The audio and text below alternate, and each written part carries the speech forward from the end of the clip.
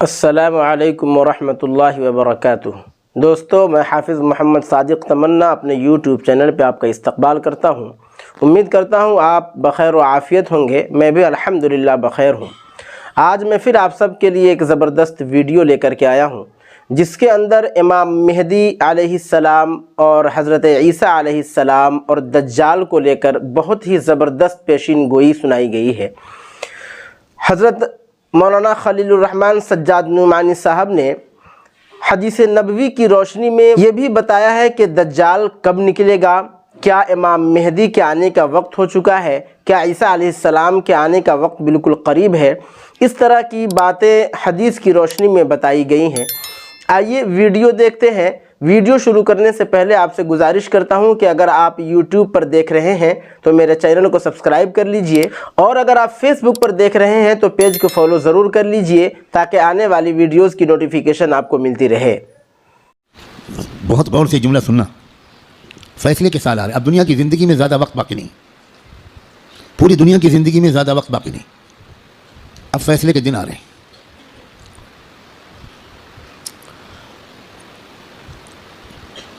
پہلے جیسا اب زمانہ نہیں ہے، ایک ایک دن جو گزر رہا ہے یہ فیصلے کے دن سے ہمیں قریب کر رہا ہے، اور فیصلے کے دن کی جو سب سے بڑی علامت ہے جب فیصلے کا دن قریب ہے وہ ہے فلسطین کے حالات۔ چونکہ اب بہت بڑے بڑے واقعات ہوں گے، دجال کی آمد بھی بہت دور نہیں ہے، اور حضرت عیسیٰ کی آمد بھی بہت دور نہیں ہے، اور امام مہدی کی آمد بھی بہت دور نہیں۔ اب مسئلہ یہ ہے کہ اگر اب بھی ہم گناہوں کی زندگی میں لگے تو ہمیں اللہ دجال کے ساتھ کھڑا کر دے گا، توبہ کی توفیق بھی ہم سے چھین لے گا، حضرت امام مہدی کے دشمنوں کے لشکر میں ہم کھڑے ہوں گے۔ اب یہ دیکھو، یہ وہ وقت ہے، کچھ پتہ نہیں کس وقت اگلا قدم اٹھ جائے۔ جو نشانیاں اللہ کے رسول نے بتائی تھیں آخری فیصلہ کن دور کی، بڑی تیزی کے ساتھ آ رہی ہیں۔ اس میں ایک نشانی یہ تھی کہ بہت بھیانک جنگ ہوگی یہودیوں کے درمیان اور اصلی ایمان والوں کے درمیان۔ اس لیے جو کچھ اس وقت غزہ اور فلسطین میں ہو رہا ہے اس سے ہر ایمان والے کا ایمان ہزاروں گنا ہر منٹ میں بڑھنا چاہیے، اس لیے کہ وہی ہو رہا ہے جو اللہ کے رسول بتا کر گئے تھے۔ جس وقت وہ آپ بتا رہے تھے اس وقت تو فلسطین میں کوئی مسلمان تھا ہی نہیں، اور آپ یہ بتا رہے ہیں کہ ایک بھیانک جنگ ہوگی، خطرناک جنگ ہوگی، یہودیوں اور ایمان والوں کے مابین ایک خطرناک جنگ ہوگی۔ آپ بتا رہے ہیں کہ ایک علاقہ ہوگا جہاں سچے پکے مومن جان دے رہے ہوں گے اور جان لے رہے ہوں گے، قربانیاں دے رہے ہوں گے، مسجد اقصیٰ کی حفاظت میں نوجوان جوک در جوک شہید ہو رہے ہوں گے،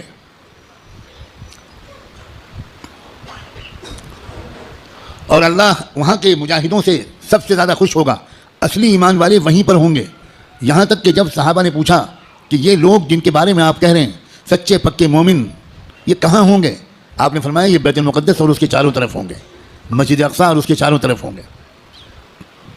بالکل ٹھیک وہی جو کچھ آپ نے فرمایا تھا اس وقت وہاں ہو رہا ہے۔ ہم لوگ اسی زمانے میں ہیں، آپ اس سے خوش ہوں یا آپ اس سے ناراض ہوں، ہم کو اللہ نے وہی زمانہ عطا فرمایا جس میں ہم اپنی آنکھوں سے اللہ کے رسول کی بات کو سچا پکا ہوتا ہوا دیکھ رہے ہیں۔ تو اس وقت وہاں جو ہو رہا ہے اس سے ہر لمحے ایمان کو بڑھنا چاہیے ہمارے، یہ ہمارا ایمان کی مضبوطی کی وجہ ہے۔ لوگ الٹا سمجھ رہے ہیں، یہ جو کچھ وہاں پر ہو رہا ہے اس سے خوف اس کے دل میں آ رہا ہے جو سمجھا ہوا نہیں ہے، ڈر وہ رہا ہے جو سمجھا ہوا نہیں ہے، لیکن جو سمجھا ہوا ہے قرآن و حدیث کو، اللہ کے رسول کی باتوں کو، وہ یہ کہہ رہا ہے کہ یہی تو وہ فرمایا تھا اللہ کے رسول نے، جو ہو رہا ہے وہی ہو رہا ہے جو اللہ کے رسول فرما کر گئے تھے۔ اس کا مطلب یہ ہے کہ آپ کی نبوت برحق ہے، آپ سچے رسول ہیں۔ آپ نے اس وقت یہ فرمایا تھا جب اس کے کوئی آثار نہیں تھے، اب آپ نے جو آئندہ کے بارے میں فرمایا تھا کہ جو ہوگا، جب وہ ہو رہا ہے اور پچھلے 6 مہینے سے ہو رہا ہے، بلکہ پچھلے 75 سال سے ہو رہا ہے، جو اللہ کے رسول بتا کر گئے تھے، تو اس کے بعد میں جو ہوگا اس مقابلے کا آخری انجام، اس کے بارے میں اللہ کے رسول نے جو کچھ فرمایا وہ بھی یقیناً ہو کر رہے گا۔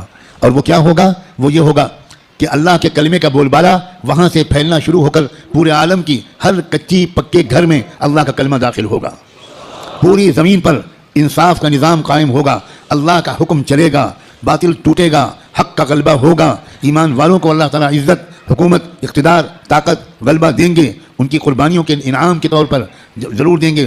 اور پھر دجال کا قتل ہوگا, دجال سے چھٹکارا ملے گا. پوری دنیا میں لا يبقى بیت مدر ولا وبر الا وتدخل فيه کلمۃ الاسلام بعز عزیز او بذل ذلیل. اللہ کے رسول کی حدیث کے الفاظ ہیں کہ کوئی کچا پکا گھر یا کوئی خیمہ ایسا نہیں بچے گا جس میں اللہ کا کلمہ داخل نہ ہو جائے, طاقت کے بل پر یا قبول کر کے داخل ہو کر رہے گا.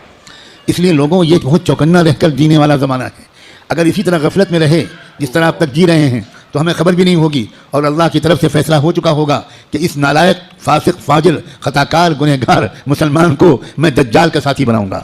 یہ امام مہدی کا ساتھی نہیں بنے گا, یہ حق کا ساتھی نہیں بنے گا, یہ سچ اور انصاف کا ساتھی نہیں بنے گا, یہ مظلوموں کا خادم نہیں بنے گا, یہ ظالموں کا ایجنٹ بنے گا, یہ ظالموں کا مخبر بنے گا, یہ ظالموں کا دلال بنے گا, 4 پیسے کے لیے تھانے پہ جا کر مخبری کرے گا. یہ فیصلہ کسی لمحے ہم میں سے کسی کے بارے میں ہو سکتا ہے. یاد رکھنا, میں نے اللہ کی توفیق سے اپنی بساط کے مطابق بہت لمبی بات کو چند جملوں میں سمیٹ کر آپ کے سامنے رکھ دیا ہے. قسم کھا کے کہتا ہوں اس میں ذرا بھی مبالغہ نہیں ہے, فیصلے کا دن قریب ہے. اب اگر گناہوں کی طرف واپس لوٹے, اب اگر پچھلی زندگی کی طرف واپس لوٹے, جن غلطیوں کو چھوڑنے کا فیصلہ کیا ہے, بار بار اللہ تعالیٰ سے عہد کیا ہے, بار بار رو رو کر انفرادی اور اجتماعی طور پر یہ ارادہ کیا ہے کہ اب گناہ کی طرف واپس نہیں جائیں گے. دوستو, اب اگر واپس گئے تو پتہ نہیں پھر دوبارہ توبہ نصیب ہوگی کہ نہیں, کیونکہ یہ جو دن اب آ گیا زمانہ, اس زمانے کو پہچاننا علماء کا فرض ہے. علماء کی ذمہ داری ہے کہ وہ اس دور کو پہچانیں. پچھلے دور کی روایتی باتوں سے کام نہیں چلے گا. اب آپ کو اکابر علماء کے پاس رہنا پڑے گا, کچھ مہینے گزارنے پڑیں گے, تربیت لینی پڑے گی, ان کا اعتماد حاصل کرنا پڑے گا. جب اعتماد ہوگا تب وہ آپ کو خاص خاص باتیں بتائیں گے, تب وہ آپ کو اپنے سینے کا علم منتقل کریں گے, تب آپ کو وہ امانت سونپیں گے, آپ کو ایک ذمہ داری سونپیں گے کہ بھئی کس طرح امت کے عوام اور خواص کو, امت کے مردوں اور عورتوں کو, اور خاص طور پر امت کے نوجوانوں کو کس طرح سنبھالنا ہے. سب سے زیادہ بنیادی بات اس وقت مجھ کو اپنے سے بھی کہنی ہے اور آپ سے بھی, وہ ہے استقامت. اب جمنا ہے, کہو انشاءاللہ. اب تقوی پر جمنا ہے, اب اللہ کی اطاعت پر جمنا ہے, اب گناہوں سے دور رہنا ہے, اور جیسے کوئی غلطی ہو جائے سب کام چھوڑ کے اللہ سے معافی مانگنی, دیر نہیں کرنی. کیونکہ پل پل یہ خطرہ ہے. جو واقعی زمانے کے تقاضوں سے واقف لوگ ہیں وہ ہر وقت ان کا دل اس وقت فلسطین کی طرف لگا رہتا ہے, اور اس لیے کہ وہ بار بار تازہ ترین وہاں کی خبریں جاننا چاہتے ہیں کہ کہیں دجال آ تو نہیں گیا, کہیں کوئی ایسا دعویٰ تو نہیں ہو گیا. یہ غفلت کے ساتھ زندگی کے دن نہیں ہیں, غفلت کے ساتھ گزارنے والے دن نہیں ہیں, یہ بہت ہوشیاری کے دن ہیں. اور یہ بھی یاد رکھنا, الٹے سیدھے مقرروں اور مولویوں, الٹے سیدھے جو اپنے آپ کو عالم کہتے ہیں اور ہیں وہ جاہل, ان کی باتوں کے چکر میں مت آنا. وہ طرح طرح کی باتیں تم کو بتا کر تم کو غلط راستے پر لے جائیں گے. جو سچے پکے اکابرین ہیں, بڑے بڑے بزرگوں کی صحبت یافتہ, قرآن مجید کے مفسر, قرآن کو گہرائی سے سمجھنے والے, اللہ کے رسول کی منشا کو سمجھنے والے, پوری زندگی کے 24 گھنٹے اللہ کے دین کی خدمت میں گزارنے والے, جن پر وقت کے سارے بزرگوں نے اعتماد کا اظہار کیا, ان کی بات ماننا ہے. ورنہ سوشل میڈیا پہ جاؤ تو 50 انجینئر ملیں گے, اور 50 ڈاکٹر ملیں گے, اور 50 طرح طرح کے لوگ ملیں گے جو اسلامی پروگرام چلا رہے ہیں. ہمارے نوجوانوں کو نہیں معلوم کہ اسلام کی ویب سائٹس کے نام سے جو ویب سائٹس چل رہی ہیں اس میں سے تقریباً 70% یہودیوں کی ویب سائٹس ہیں, اور باقی قادیانیوں کی ویب سائٹس ہیں, کچھ ہمارے ملک کے ہندوؤں کی ویب سائٹس ہیں جو اسلام کے نام پر چل رہی ہیں, اور اس میں قرآن کا درس ہوتا ہے, احادیث کا درس ہوتا ہے, مسئلے بتائے جاتے ہیں. اور ہمارے نوجوان وہ بیچارے بجائے علماء سے جڑنے کے وہ سوشل میڈیا سے مسئلے معلوم کرتے ہیں. ابھی مجھ سے چند دن پہلے یہیں کسی نوجوان نے پوچھا کہ ہمیں بعض مسئلے معلوم کرنے پڑتے ہیں تو ہم سوشل میڈیا پر جاتے ہیں, وہاں پریشان یہ ہوتے ہیں کہ الگ الگ سائٹ سے الگ الگ جواب ملتے ہیں. میں نے ان سے پوچھا کہ جب آپ بیمار پڑتے ہو تو سوشل میڈیا پر جا کر علاج کراتے ہو؟ آپ کو کینسر ہو جائے تو آپ فوراً سوشل میڈیا کی سائٹ کھولو کہ ٹریٹمنٹ آف کینسر, اور علاج شروع کرو, تو اتنا ضرور فائدہ ہوگا اس علاج سے کہ اگر وہ علاج نہ کراتے تو 2 سال گھر والوں کو تیمارداری کرنی پڑتی. سوشل میڈیا کے علاج سے انشاءاللہ بہت جلدی گھر والوں کی پریشانی دور ہو جائے. جب آپ کو کوئی مقدمہ لڑنا ہو, کوئی عدالت کا مسئلہ قانون کا ہو, تو آپ کس کے پاس جاتے ہو؟ کسی انجینئر کے پاس, کسی انجینئرنگ کی سائٹ کے پاس جاتے ہو کہ بھئی ہم کو فلاں قانون معلوم کرنا ہے تو انجینئر صاحب بتا دیجئے. تو انجینئر صاحب اگر آپ کے خالہ بھائی ہیں تو وہ آپ کو مسئلہ بتانے کے بجائے یا مشورہ دینے کے بجائے اپنے چپراسی سے کہیں گے ان کو بائک پہ بٹھاؤ اور دماغ کے ڈاکٹر کے پاس لے جاؤ, اور دیر نہ کرو, جلدی کرو جلدی. بھائی جب کوئی مسئلہ معلوم کرنا ہے تو سوشل میڈیا پہ مت جاؤ, کسی محقق عالم کے پاس جاؤ, ان سے بات پوچھو. اس لیے موجودہ زمانہ کیا ہے, یہ دور فتن کیا ہے, کس کس ترتیب سے فتنے آنے والے ہیں, کیا ہونے والا ہے, دنیا بھر کے حالات کیا علامتیں دکھا رہے ہیں، کیا آثار ظاہر ہو رہے ہیں، بر صغیر ہند و پاک میں کیا تبدیلیاں ہو رہی ہیں، سرزمین فلسطین میں کیا حادثے رونما ہو رہے ہیں، عالم عرب میں کیسے مشرک لوگوں کا قبضہ ہو گیا ہے۔ عرب حکومتیں اس وقت مندروں کا افتتاح اپنے عرب ملکوں میں کرا رہی ہیں، مندروں میں بیٹھ کر افطار پارٹیاں ہو رہی ہیں، عرب حکام کس طرح اس وقت مشرکانہ نعرے بلند کر رہے ہیں۔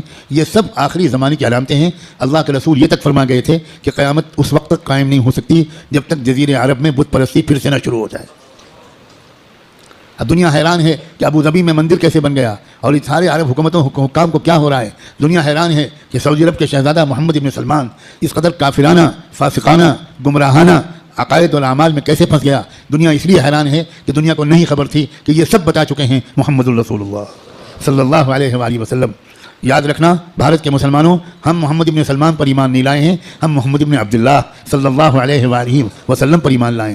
ہمارا کسی حکومت سے کوئی تعلق نہیں۔ اے سعودی حکومت کے گمراہ بادشاہوں، اے دبئی اور ابو ظبی کے گمراہ حکمرانوں، ہمارا تم سے کوئی تعلق نہیں۔ ہمارا تعلق محمد مصطفیٰ احمد مجتبیٰ سے ہے، ہمارا تعلق قرآن سے ہے، ہمارا تعلق حدیث سے ہے، ہمارا تعلق حرم شریف کے جدید ہوٹلوں سے نہیں ہے، ہمارا تعلق مکے اور مدینے کے ان یادوں سے ہے، ان واقعات سے ہے جن کا سلسلہ شروع ہوا تھا محمد الرسول اللہ کی پیدائش سے، اور اس کے بعد نبوت سے، اور اس کے بعد ہجرت سے، بعثت سے، ہجرت سے، اور پھر اس کے بعد بدر سے، احد سے، حنین سے، احزاب سے، قادسیہ سے، یرموک سے۔ ہمارا تعلق ابوبکر صدیق سے ہے۔ ہمارا تعلق تم سعودی بادشاہوں سے اور حکمرانوں سے نہیں ہو۔ بھارت کے حکمران کسی عرب حکومت کے نمائندے نہیں ہیں۔ بھارت کے عوام مسلمان کسی بھی عرب حکمراں کے نمائندے نہیں ہیں۔